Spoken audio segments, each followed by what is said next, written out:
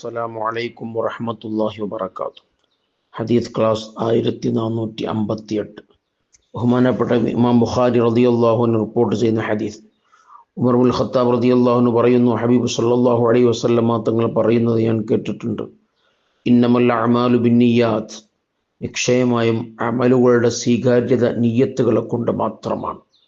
വ ഇന്നമാ ലികുല്ലി ഇംരിഇൻ മാ നവാ, നിശ്ചയമായും ഓരോ മനുഷ്യനും അവൻ എന്താണോ കരുതിയത് അതാണ് ലഭിക്കുക.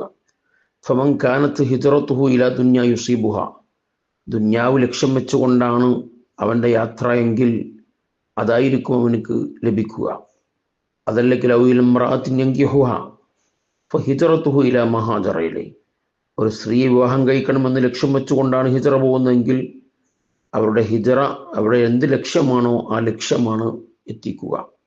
ഇസ്ലാമിലെ ഏറ്റവും വലിയ അടിസ്ഥാനമാണ് നിയ്യത്ത് എന്നുള്ളത്.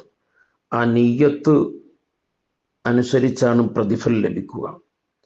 ഏതൊരാളും അവന് ചെയ്യുന്ന പ്രവർത്തനങ്ങൾ അള്ളാഹുവിൻ്റെ പൊരുത്തത്തിനാകുമ്പോൾ അതെല്ലാം പ്രതിഫലാർഹമായിരിക്കും.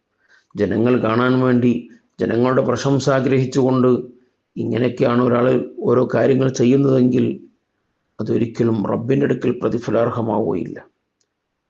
അതുകൊണ്ട് നാം ഓരോരുത്തരും അവനവൻ്റെ കഴിവുകൾ, അവൻ്റെ അധികാരം, അവൻ്റെ സ്വാധീനം, ഏതെല്ലാം നിലക്ക് അള്ളാഹു നമുക്ക് കഴിവുകൾ തന്നിട്ടുണ്ടോ അത് മറ്റുള്ളവർക്ക് ഉപയോഗപ്പെടുത്തുമ്പോൾ അത് വെറും വാക്കുകളിൽ ഒതുങ്ങാതെ പ്രവൃത്തികളിൽ ഉണ്ടാവണം.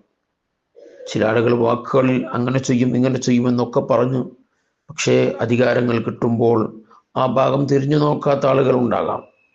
ഇങ്ങനെ ഒരു പക്ഷപാതമില്ലാതെ എല്ലാവരെയും ഒരുപോലെ കണ്ടുകൊണ്ട് ജനങ്ങൾക്ക് സേവനം ചെയ്യുന്നവരായിരിക്കണം. ആ നിയ്യത്തോടുകൂടെയാകുമ്പോൾ അവർക്ക് ദുനിയാവിലും ആഖിറത്തിലും വിജയിക്കാൻ കഴിയും. അപ്പോൾ നാം ചെയ്യുന്ന ഓരോ പ്രവർത്തനങ്ങളും അള്ളാഹുവിൻ്റെ വജ്ഹ് ഉദ്ദേശിച്ചുകൊണ്ടായിരിക്കണം.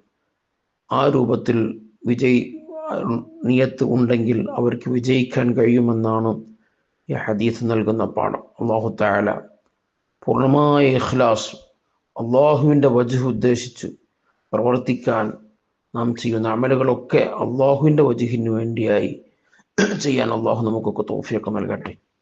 ആമീൻ യാ റബ്ബൽ ആലമീൻ. വസല്ലല്ലാഹു അലാ സയ്യിദിനാ മുഹമ്മദിൻ വഅലാ ആലിഹി വസഹ്ബിഹി വസല്ലം.